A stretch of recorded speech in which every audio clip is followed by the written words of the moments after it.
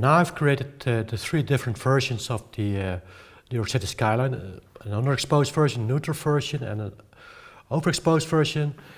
And looking at the different versions that I have now, for example, looking at the neutral version, I see that I already have enough highlights in this neutral version that I actually won't be needing the overexposed version to process this specific image. But it all depends on the personal situation and what you actually have in front of you. But in this case, I don't think it's needed to use the overexposed version.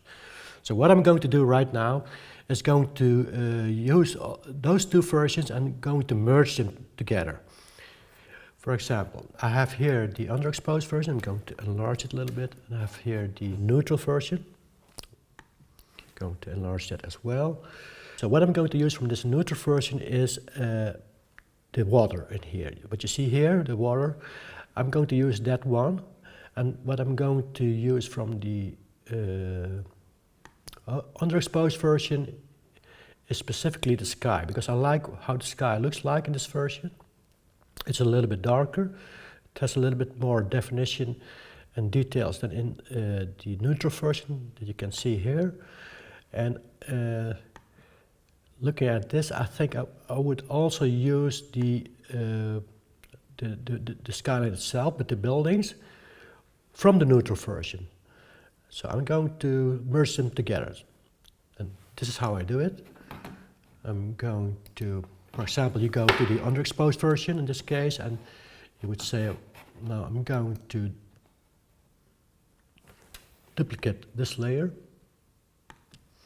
And I'm going to, there it is, the pop-up window. I'm going to duplicate this layer to the, because I'm already in the underexposed version, I'm going to duplicate this to the neutral version.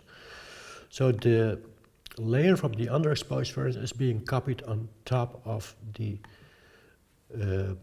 neutral version. You can see that here. You see this is the copy of the underexposed version, and it's on top of the neutral version. Now, what I want to do is to use this sky and the water from this version, and also the skyline of this version.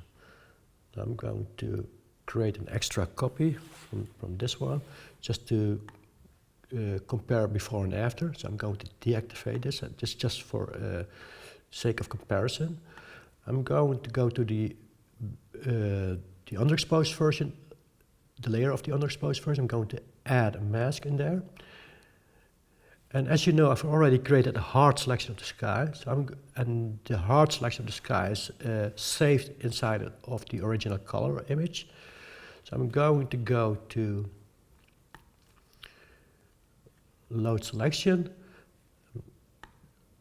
go to the original color file in there. I'm going to load the sky, but I'm going to invert it because I want to use the water of the background layer, which is the neutral version. So I'm going to load that. And now the only thing I have to do is to go to my gradient tool. In this case, I'm going to use the linear gradient tool. And I'm just going to, well, to fill the selection with the tones of the neutral black and white version, something like this.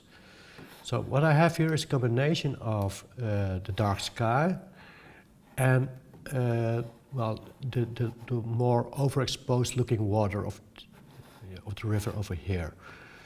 So now I can show you what it looks like before. This is before and this is after.